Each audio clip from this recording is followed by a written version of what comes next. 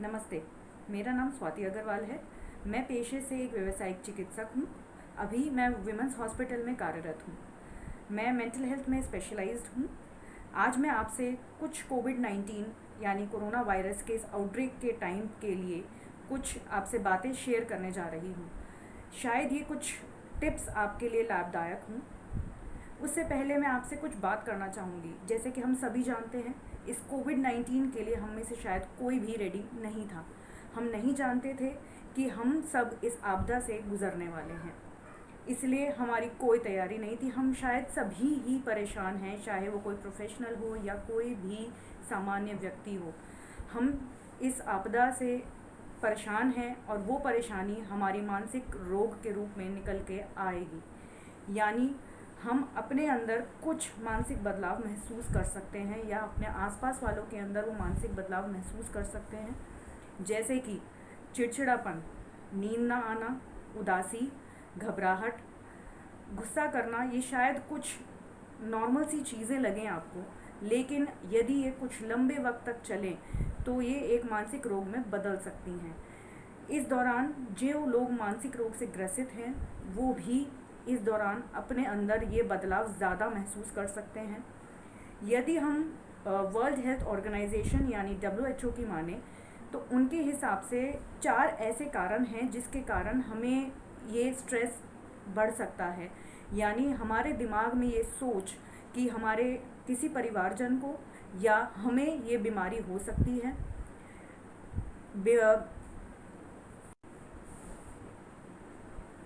तीसरा पॉइंट, यानी हमारे पास नौकरी की कमी या फिर हम अपना कहीं पे जा नहीं पा रहे हैं, घर में रहना थोड़ा सा मुश्किल हो रहा है।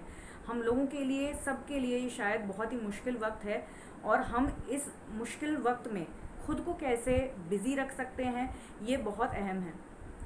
हम चाहें तो अपने आप के अंदर कुछ बदलाव ला सकते हैं, जैसे कि जो रूटीन हम पहले कंटिन्यू कर रहे थे अपने जॉब में, अपने काम में या किसी भी एज ए स्टूडेंट हम अपनी पढ़ाई में कर रहे थे, उसी को आप कंटिन्यू रखें।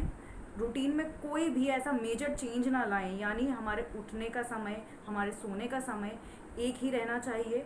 कई बार ऐसा होता है कि हम उसके अंदर बदलाव लाते हैं और उसी के कारण हमारे अंदर कुछ ऐसे शारीरिक बदलाव आने लगते हैं, जैसे कि नींद ना पूरी होने के कारण आपको सिर दर्द हो सकता है, स्टमक रिलेटेड इश्यूज हो सकते हैं, हो सकता है कि आपका अंदर फ्रस्ट्रेशन, गुस्सा, ये सारे बदलाव आने लग जाएं। हमारी कोशिश ये रहनी चाहिए कि हम अपनी नींद पूरी लें, साथ ही साथ हम अपना ध्यान रखें कि हम अपना खाना ध्यान से टाइम पे खा रहे हैं, कुछ फिज़िकल एक्टिविटी यानी आधे घंटे का कम से कम वॉक कर पा रहे हैं। हम जानते हैं कि इस आपदा के दौरान हम शायद एक दूसरे से मिल भी नहीं पा रहे हैं। ये बाहर जाना छोटे से छोटे काम के लिए भी शायद आसान नहीं है।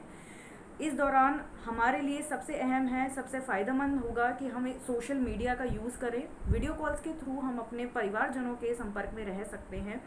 आप कैसे हैं, आप अपने अंदर क्या बदलाव महसूस कर रहे हैं, कुछ दिक्कत है, परेशानी है, आप अपने किसी भी परिवारजन जिनसे आप ज़्यादा कनेक्टेड फील करते हैं, आप उनसे बात कर सकते हैं।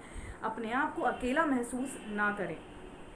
साथ ही साथ मैं चाहूँगी कि हम उन घर वालों को ज़्यादा महत्व दें जो किसी मानसिक रोग से पीड़ित हैं, क्योंकि इस दौरान उनके अंदर जो बदलाव आएंगे वो शायद बहुत ही ज़्यादा होंगे, क्योंकि दवाई वक्त पे लेना उनके लिए बहुत ही ज़रूरी है। ऐसे में हम कोशिश कर सकते हैं उनके लिए पूरे महीने या 2 महीने की दवाई को प्रोक्योर कर लें किसी भी फार्मेसी से, ताकि उन्हें दवाई लेने में दिक्कत ना हो। आप एक लॉग शीट बना सकते हैं जिससे आप ध्यान दे सकते हैं कि आपने उनकी दिन की, यदि दिन में 1 या 3 बार की दवाई है वो आपने दे दी है, उसको थोड़ा सा आप मेंटेन करें। यदि आप उनके अंदर कुछ बदलाव महसूस कर रहे हैं, बिहेवियर में, उनके बर्ताव में, उनके स्लीप साइकिल में, उनके खान पान में, तो या मूड में आप उनके कुछ बदलाव महसूस कर रहे हैं, तो आप उसको रिकॉर्ड करके अपने साइकियाट्रिस्ट या किसी भी मानसिक रोग विशेषज्ञ से मिलके बात कर सकते हैं, या ऑन फ़ोन भी आप अपने टीम के साथ कनेक्टेड रह सकते हैं। मैं चाहूँगी कि आप इसके साथ साथ घर वालों को ये खास हिदायत दी जाएगी कि हम समझ सकते हैं कि मानसिक रोग एक बहुत बड़ी मुसीबत की तरह लगती है, शायद घर वालों को उनके लिए संभालना थोड़ा सा मुश्किल हो जाता है, लेकिन ये एक ऐसा वक्त है जिस वक्त हम खुद भी इतने चिड़चिड़े हो जाते हैं, तो आप समझ सकते हैं कि उनके लिए कितना और ज़्यादा मुश्किल होगा। हमें खुद को संभालना, हमें खुद को तैयार करके रखना होगा जब हम उनका ध्यान रखें। हम चाहेंगे कि आप भी अपना ध्यान रखें एज अ केयर गिवर, क्योंकि हम खुद ठीक रहेंगे तो शायद किसी मानसिक रोगी का ध्यान रख पाएंगे। मैं चाहूँगी कि आप भी अपने बाकी सोशल सर्कल के साथ उतना ही कनेक्टेड रहें जैसे आप उन्हें रख सकते हैं। कोशिश करें कि आपके लिए जो रिलेटेबल है, जो आपको लगता है कि आप जो भी एक्टिविटी करके या कोई भी ऐसी गतिविधि करके आप खुश रह सकते हैं। जैसे कि कई लोगों को पेंटिंग पसंद होती है, मंडाला ड्राइंग करना पसंद होता है, किसी को एक्सरसाइज करना पसंद है, किसी को कुकिंग करना पसंद है, जैसे कि आजकल सब लोग कुकिंग में लगे भी हुए हैं। तो आप कोशिश कर सकते हैं अपनी फेवरेट एक्टिविटी को परफॉर्म करने का, अपने हर उस गोल को पूरा करने का, क्योंकि आपके पास बहुत अच्छा वक्त है अभी। साथ ही साथ आप किसी भी व्यक्ति जो आपको लगता है आपके परिवार में, आपके दोस्तों में, आपके लिए एक ऐसा व्यक्ति है जिससे आप अपनी मन की सारी बातें कर सकते हैं, आप उनसे ज़रूर बात कीजिए, क्योंकि मन में बात रखेंगे तो हमारे अंदर का स्ट्रेस बढ़ेगा।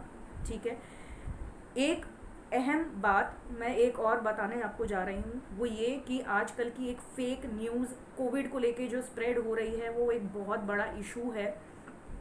कोशिश करें कि आप अपना न्यूज़पेपर पे ही, यानी न्यूज़पेपर में जो न्यूज़ आएगी उसी पर ही ध्यान दें। सोशल मीडिया नो डाउट आपको कनेक्ट करने में हेल्प करता है, लेकिन सोशल मीडिया आज की डेट में बहुत फेक न्यूज़ भी स्प्रेड करता है।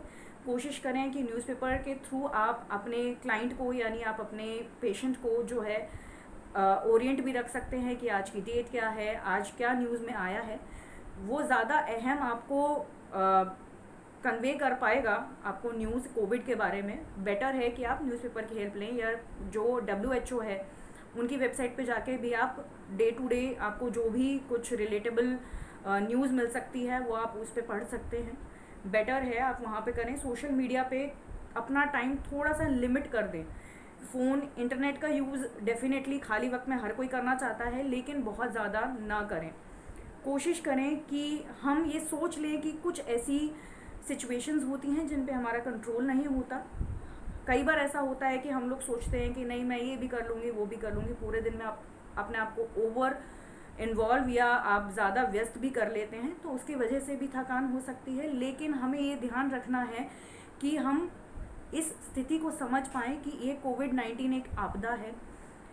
इस दौरान हमें कुछ ऐसी चीज़ें हैं जो करनी है, यानी साफ़ सफाई पे ध्यान रखना है, लेकिन कुछ ऐसी सिचुएशंस हैं जिसको हम कंट्रोल नहीं कर सकते। तो यानी हर चीज़ को कंट्रोल करना थोड़ा सा मुश्किल होगा। एक दूसरे से शायद हम ये भी पूछ सकते हैं कि हम कैसे हैं, आप कैसे हैं। तो कहीं ना कहीं एक दूसरे से बातचीत करके हम इस प्रॉब्लम को सुलझा सकते हैं। इसके अलावा कोशिश कर सकते हैं हम कि हम एक दूसरे से बातचीत करने के अलावा एक दूसरे के साथ कुछ टाइम स्पेंड कर सकते हैं, कुछ एक्टिविटीज़ साथ में बैठ के कर सकते हैं। डेफिनेटली सोशल डिस्टेंसिंग को थोड़ा सा मद्देनज़र रखना है, जहां हम ये देखें कि एक डिस्टेंस मेंटेन किया जाए। लेकिन कुछ ऐप्स जैसे कि हम लूडो या कोई भी ऐसा गेम हम खेल सकते हैं जिसके हेल्प से हम अपना टाइम स्पेंड आउट कर सकते हैं। कुछ फिज़िकल एक्टिविटीज़ या कुछ कॉग्निटिव एक्टिविटीज़ भी हम कर सकते हैं। कुछ पजल्स, कुछ वर्कशीट्स के इन्वॉल्वमेंट से हम अपने आप को उतना ही मेंटली फ़िट भी रख सकते हैं। ये हमें ध्यान रखने की बहुत ज़रूरत है कि मेंटली फ़िट रहेंगे तो ही फिज़िकली फ़िट रहेंगे, और फिज़िकली फ़िट रहेंगे तो मेंटली फ़िट रहेंगे, यानी दोनों का एक दूसरे के साथ कनेक्शन है। तो कहीं ना कहीं अपनी मेंटल और फिज़िकल हेल्थ दोनों पे ही उतना ही ध्यान रखने की ज़रूरत है।